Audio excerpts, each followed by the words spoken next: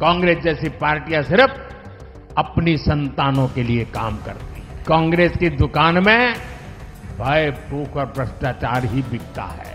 कांग्रेस ने अपने मैनिफेस्टो में जो कहा है वो चिंताजनक है, गंभीर है।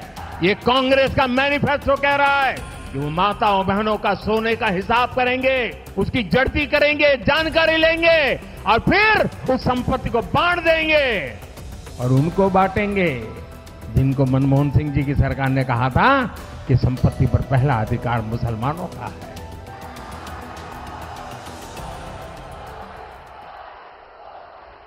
भारत माता की।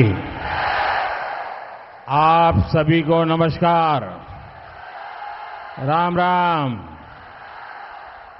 मेवाड़, मालवा और गुजरात की संस्कृतियों की त्रिवेणी बेणेश्वर धाम की पवित्र भूमि को मैं नमन करता हूं। कुछ समय पहले मैंने मावजी महाराज का स्मरण करते हुए गारंटी दी थी कि जादूगर का जादू नहीं चलेगा। वागड़ ने, राजस्थान ने मोदी की वाणी का मान रखा। इसके लिए आप सभी का मैं सिर झुका करके वंदन करता हूं। भाई और बहनों, पूरे वागड़ से भाजपा का रिश्ता बहुत पुराना है। यहां की वीर धरा ने हमेशा भाजपा पर अपना विश्वास जताया। आज की वैश्विक परिस्थितियों में पूरे वागड़ का भाजपा के साथ रहना ये बहुत जरूरी है। एक ऐसी सरकार जो सरहदों की रक्षा कर सके और जरूरत पड़े तो पाताल में भी खोजकर दुश्मनों का सफाया कर सके। एक ऐसी सरकार जो युवाओं के सपनों को समझे और उनके लिए नीतियां बनाए। साथियों, भाजपा गरीब कल्याण के लिए समर्पित है, पूरी ईमानदारी से काम करती है, लेकिन कांग्रेस की दुकान में भय, भूख और भ्रष्टाचार ही बिकता है। कांग्रेस ने हमेशा दलितों को डराया, कभी आदिवासियों को डराया, कभी अल्पसंख्यकों को डराया। आज भी ये कभी लोकतंत्र को लेकर, संविधान को लेकर, आरक्षण को लेकर भांति भांति का झूठ फैला रहे हैं, भांति भांति का डर दिखा रहे हैं। लेकिन कांग्रेस को पता नहीं है कि भारत हर प्रकार से डर से बाहर निकल चुका है और इसीलिए इनका जुट नहीं चल पा रहा है। करोड़ों आदिवासी बेटे बेटियों में से कांग्रेस को 60 वर्षों में एक भी ऐसा नहीं मिला जो देश का राष्ट्रपति बन सके। क्या आदिवासी समाज में क्षमता नहीं थी क्या? जरा सोचिए कांग्रेस की क्या मानसिकता है। 2014 में आपने अपने सेवक को आशीर्वाद दिया। आज देश की पहली नागरिक, हमारी सेनाओं की सुप्रीम कमांडर, देश की राष्ट्रपति आदिवासी समाज की एक बेटी है। कांग्रेस जैसी पार्टियां सिर्फ अपनी संतानों के लिए काम करती है। इंडी गठबंधन के सारे लोग अपने बच्चों को फिट करने में लगे हैं। मोदी आपके संतानों के भविष्य के लिए खप रहा है।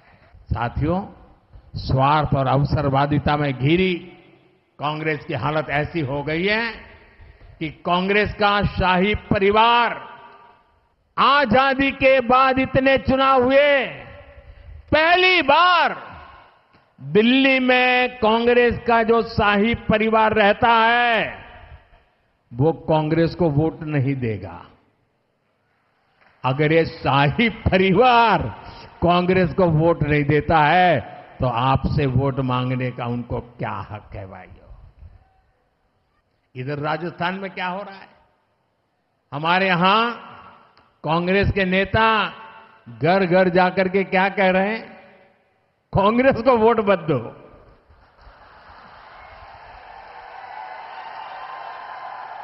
पूरी कांग्रेस पार्टी, हम पहले तो सुनते थे कि वो कहते थे भाजपा को वोट मत दो, यहां पर पूरी कांग्रेस पार्टी घर घर जाके कह रही है कांग्रेस को वोट मत दो। दिल्ली में शाही परिवार कांग्रेस को वोट नहीं देता, यहां कांग्रेस कहती है कांग्रेस को वोट मत दो। ये हाल है इस पार्टी का, इस पर आप भरोसा कर सकते हैं। भाइयों बहनों, इन दिनों जो लोग कांग्रेस छोड़कर के बाहर निकले हैं वे एक बात बड़ी गंभीरता से बताते हैं।